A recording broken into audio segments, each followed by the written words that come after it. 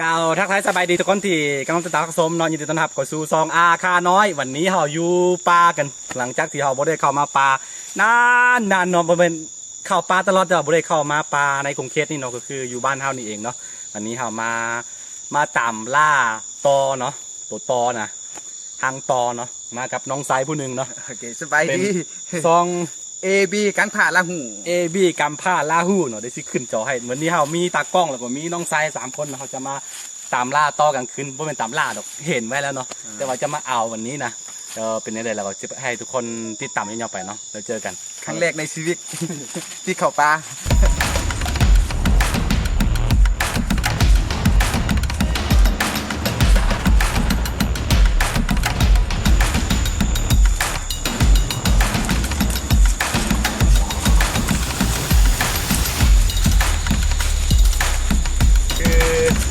คือตอนนี้เนาะเขากำลังหาหางตอเนาะหางตอที่ถ้าผู้ใดเคยเบิ่งคลิปประมาณ2 อาทิตย์ที่แล้วเนาะเขาเคยไทยให้เห็นนั่นแหละเป็นหางตอเนาะอันนี้เขาจะมาซอกหาแต่ตัวนี้หาไม่เจอหาไม่เจอเนาะ เพราะว่าตอนกลางคืนแบบนี้นะเส้นทางมันแบบไปทั้งใดก็แบบคือกันหมดหนนะต้องใส่เวลาในหนึ่งคันผู้ใดบ่เคยเข้าป่ายามกลางคืนเนาะถ้าผู้ใดบ่ชำนาญเรื่องเข้าป่าแบบนี้เนาะบ่แนะนำให้เข้าป่าช่วงกลางคืนเนาะถ้าเป็นพื้นที่ที่เฮาบ่รู้จักเนาะโอเคไปกันเลย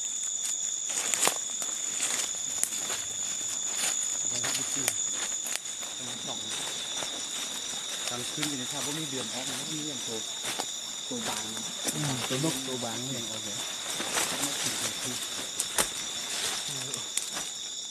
ตอนนี้กำลังตามหาเส้นทางอยู่ทุกคนเลย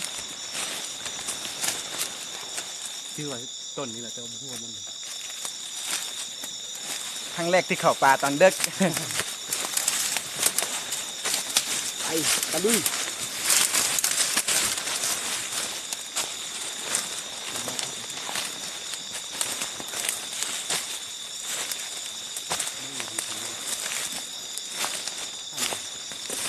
ตกใจหมด ตกใจได้ยินเสียงมันบิน เพื่อเป็นตัวนกหู เชื่อเป็นตัวงูตกใจนั่นเลยถามนี่ที่นี่เลยนี่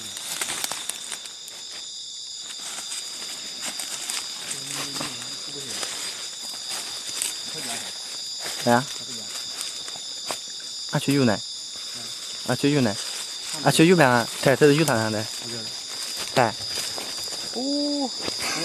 เขาเอาเลยเหรอใครมาเอา คือสรุปเนาะมีคนมาเอาก่อนละ นี่โอ้ยที่ห้าเขานี่นี่นะ มาเชียเที่ยว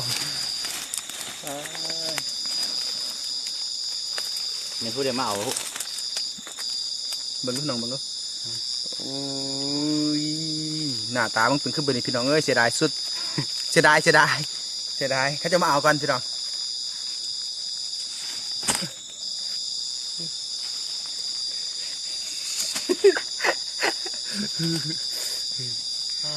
เสียเสือเสียแฮง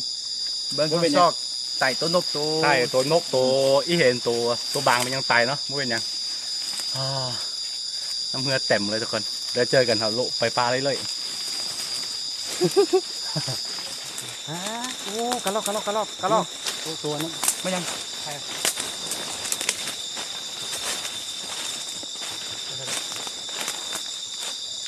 เสร็จแล้ว ตัวยังวะ ตัวนูไว้ นูไว้อ่ะ เป็นตัวกระรอกพวกมัน บ่ท่านแลตัวนูเลย บ่อันตัวสุดแล้วเนี่ยไอเห็นมันบ่ไปใส่เลยบ่ตัวยังไงมันเห่ายุ่งกันใส่ไปมันบ่หนีนะนูไว้ทุกคนนูไว้ไปทางไหนแล้วนูไว้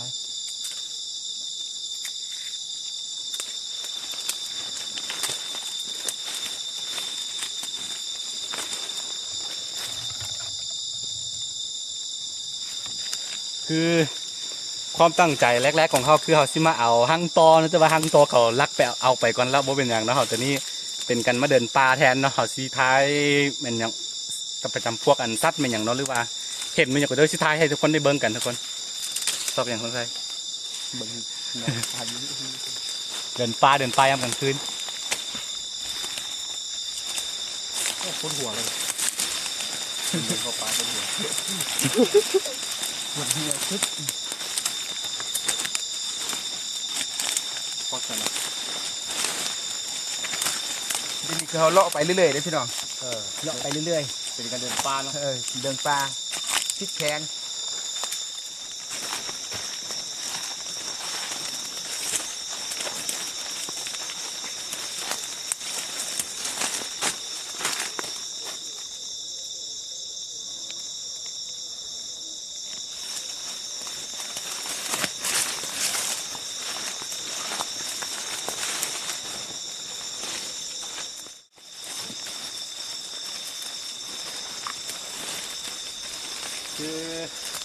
คือเดี๋ยวคนเวลากลางคืนแบบนี้กันหิวข้าวเนาะบ่มีหยังกินใช่ไหม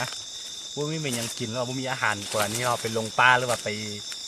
อยู่ป่าอย่างนี้เนาะไปลงทางอยู่ป่าอย่างนี้นะสามารถกินตัวนี้ได้มันคือตัวนี่เมนมดเนาะเมนมดมันคือตัวยอดไวน้องไฟเนาะ นั่นแหละ เลยที่ให้กิน แบกบ่เคยเขาประจงไพ่คือแบบนี้คือว่าบ่เคยหูเด็ดแต่ได้ครั้งแรกในชีวิตแบบมาต่างเด็กเนาะก็มามื้อนี้ก็โอ้หลายๆแนวที่เฮียงหูนางไงไอ้อาคาน้อยนะ คือคนนั้น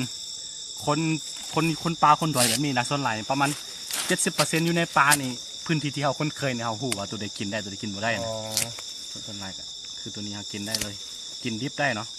มันคือยอดไวตัวนี้จะมีตัวรสชาติคมๆแล้วก็รสชาติตัวหวานได้มันมีหลายชนิดเนาะก็ตัวนี้มันจะออกแบบหวานขมนิดนึง เดี๋ยวจังไหนลองเบิ่งลองเบิ่ง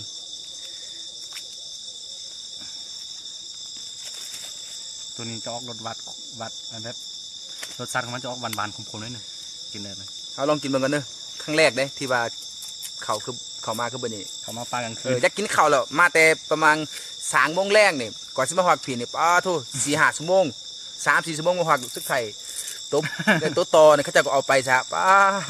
บ่ได้ครับเนาะ มื้อนี้ฮะบ่เป็นทั้งมาเฮียงหู วิธีการใช้ชีวิตดูป่า แม่นแล้วมาเฮียงหูวิธีการใส่ชีวิตอยู่ป่าลองเบิ่งก่อนมันเป็นน่ะมันก็แซ่บเด้พี่น้องแซ่บจากไข่คือแบบ รสชาติหวานๆขมๆนิดนึง พี่น้องบ่ฮู้จะอธิบายนี่พี่น้องแซ่บ คือลืมบอกเลยในคงเคสอันนี้มันจะเป็นปลาแบบปลาแบบว่ามันจะส้มซึนนิดนึงแหละแต่มันจะมียอดปลายตัวนี้หลายตัวนี้มันตัวน้อยซื่อเวลามันยาวมันนี่มันจะขึ้นตามต้นไม้ สนิกใหญ่กว่านี้ก็มีอ่ะ โอ้ยาวเป็น30 เมตร50 อ๋ เม อ ตร30 เมตร ปลาโท ต่อมาเฮ็ดสารนั้นกระตาเป็นอย่างนะ เขาว่าตั้งใบ ตั้งใบอันนี้แหละมาจากตัวนี้ เอาเกลือตัวนี้เนาะ นี่อะไรมันอันนี้คือตัวอ่อนมัน แซ่บอ่อนพี่น้องปลาแซ่บเหลือถ้าเขาปลูกอยู่ในเมืองได้พี่น้อง แซ่บ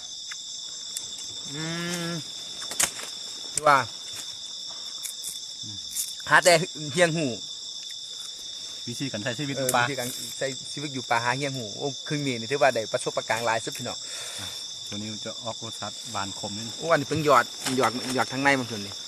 เพิ่งจะไข่คือนี่นะวะหยอดมักเต๋าคือกันพี่น้อง คล้ายๆกันกับมะเตา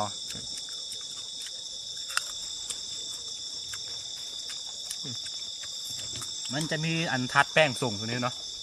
ต่างเข้าเลยสบายไปต่อ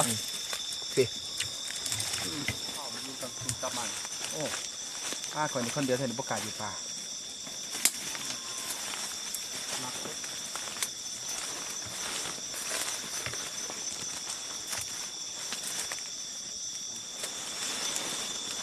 ในเวลาแบบเห่าเบิ้งแสงตามันจะหุงๆเนาะโอ้ยมันคือผีเสื้อกลางคืนบินละโอ้ยนกบินออกมีนกบินออกโอ้มีหางทุกคนมาพี่ตะก่อนมีหางนกเนาะเมื่อกี้เห็นนกบินออกโอ้นี่มีใครมีนายบ่เห็นเนาะบ่ต้องนี่นายเห็นมันน่าจะมีใครใน มี นะ ใครอยู่บ่ มีใครเท่านี้เดี๋ยวไปเอาไปทึกมันนี่มันซีบบวันนั้นมันต้องไปกวนมันถ้าเอาไปมือจับมันนี่มันซีจิกนะมันซีหนีนะตัวนกนะมากวนมันดีกว่านะมี3ด้วยตอบไปนะมี3ด้วย อันนี้คือ มีใคร3 ลูกทุกคน ตัวนกเมื่อกี้มี นกนกชนิดหยังกว่านี้ บูฮู้คือกันบูฮู้ซื้อ อ๋อ คือมันคือความสลัดของมันก็คือ เวลาแบบฝนตกมามันสิบ่ไปเปียกมันนะ โอ้ มันจะไหลลงไปแล้วมันจะเห็ดอยู่กล้อง เนาะโอ้ถือว่านี่ถือว่า วิธี แนวคิดนี่ คือเดี๋ยวว่าคนเฮาเนี่ยเนาะเบิ่งเนาะ สไตล์ของนกสไตล์ของนก อ๋อไปต่อไปนี่เฮา ไม่ต้องไปกวนมัน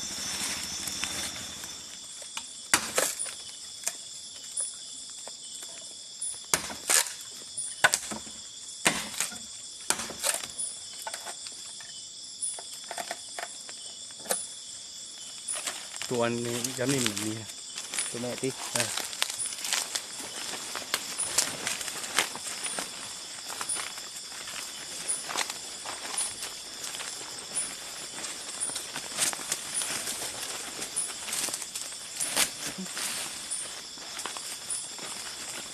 ุมเนาะแมงมุมใหญ่สักนิดหนึ่งดูในปลานี่มันคล้ายๆกับแมงมุมพะเนียนจอนเนาะคือมันจะอ้อคากินไปเรื่อยๆเนาะยามกลางคืนแบบนี้เป็นทุกคนเห็นปะโอ้สุดยอดมีโคตรใหญ่เลย มีพริกบ่นี่น่ะ ตัวนี้วะ อืม ตัวนี้บูฮู้ว่ามีพิษบ่มีพิษนะบ่แน่นอนบ่ น่า แน่ จะ ใจ มีพิษเด้น่าจะเด้ น่าจะมีพิษ สิ่งสำคัญที่สุดเฮาบ่แตะ แต่ว่าเฮาคันผู้ใดบูฮู้ว่าตัวใดมีพิษบ่มีพิษเราบ่ต้องไปแตะต้องมันทุกคนนี่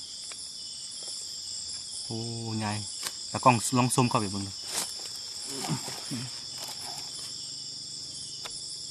โอ้แมงมุมยักษ์โอ้สุดยอดทุกคนนี่คือแมงมุมไม่อย่างหูผู้ใดฮู้แล้วก็ลองแนะนำเบิ่งเนาะ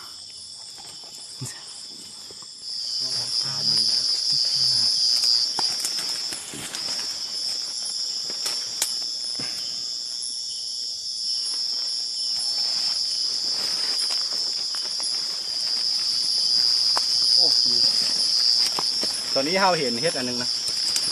มันคือเห็ดคูนน่าจะเป็นเห็ดคูนภาษาเราวกินได้ตัวนี้นะกินได้มันแก่มันเหี่ยวแล้วล่ะกล้องมันคือเห็ดคูนเราจะบัวภาษาบ้านน้องเอิญนั่นแหละภาษาลาวพูปนละค โมลุ ำฮะปล่อยกล้อง โมลุ มดลูก ภาษาลาวพูเอิญว่ามดลูก โมโม เมาะ โมลุ เมาะลุเนาะโอเคภาษาลาวพูเป็นละคำเนาะเฮ็ดคูนเขาเอิญนะเมาะลุเนาะ โมลุ ละคำ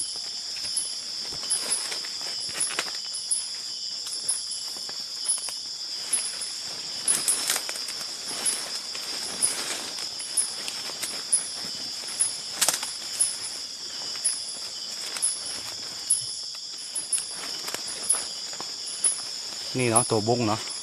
ตัวบงออกหักกินน้ำกันขึ้นลองส้มเข้าไปเบ้างก่อน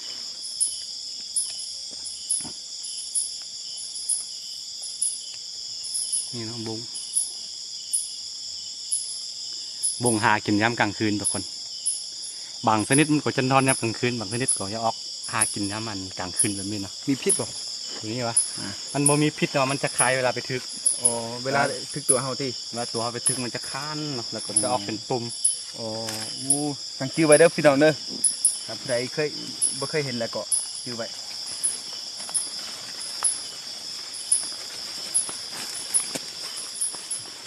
นี่คือกับดักกาวของเขาทุกคนอันนี้คือกับดักกาวตะกี้เขาเคยอันไก่ปลามีอย่างก็หรือว่าตัวไก่ฟ้ามีอย่างเนาะคือกูพี่หลายตัวว่าตัวหลายๆตัวเนาะตัวอันตัวเนี่ยเขาเอิ้นว่าตัวพันไก่นะ โอ้ฟังอีไก่ พันไก่อย่างคือหลายตัวครับ ภาษาก็เอิ้นว่าดัชเชีย ดาเจีย ดัชเชีย แล้วก็แกพ่นนกเคยมีไก่ฟ้าทึกตัวหนึ่งนี่ทุกคนมันกำลังนอนอยู่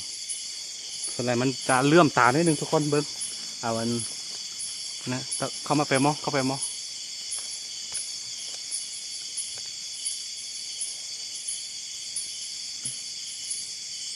มันคือแมงมุมไปทางไงสักแมงมุมมันนอนหรือว่าหายน่าจะนอนอยู่เนาะตอนนี้เนาะ มุมยักษ์ทุกคนแมงมุมยักษ์ถ้าแบบนักศิวะนนพันธ์เป็นอย่างเนาะเดี๋ยวอยากศึกษาเกี่ยวกับเรื่องสัตว์เป็นอย่างนี้มาได้เด้อมีหลายสัตว์บัวา โอ้ตัวนี้เต็นแล้วว่ามีพิษแหละ มีพิษแน่นอน มีพิษแน่นอนตัวนี้นะ เอาเข้าไปมอง ไปใกล้ๆรถ รีวิวใส่ได้แล้วก็ได้บ่ โอ้แมงมุมยักษ์แท้ๆทุกคนสุดยอดเลยยักษ์เลยโอ้ เบิ่งตา ตามันหงสุดเบิ่งซีนยงไปใส่ใช่มั้ง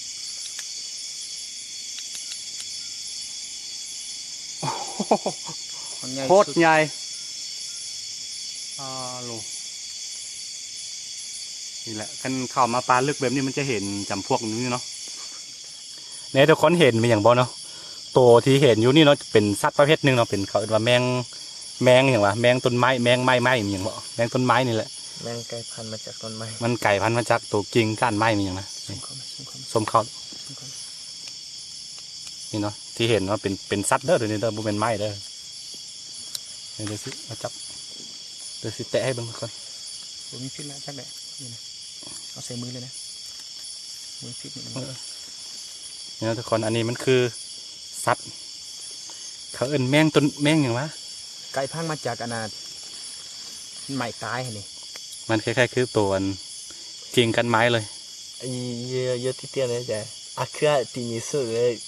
เกลือมีกระเจี๊ยบเกลือ ตัวนี้เนาะสำหรับตัวนี้เนาะเอาไปจืนกินก็แซ่บด้วยกันทุกคนตะกล้องน้องส้มไปโอ้นี่สุดยอดสีเขียวๆมันอันนั้นเนาะบังตัวกับตัวใบไม้นี่ได้ดีสุด เอาเขาด้วย ส้มอีกเป็นอาหารสั้นดีเด้อตัวนี้เด้อโอ้สุดยอด แล้วก็ออกไป เอาไปจืนกินสุดยอดเลยตัวนี้ เอาออกไปเลยนะ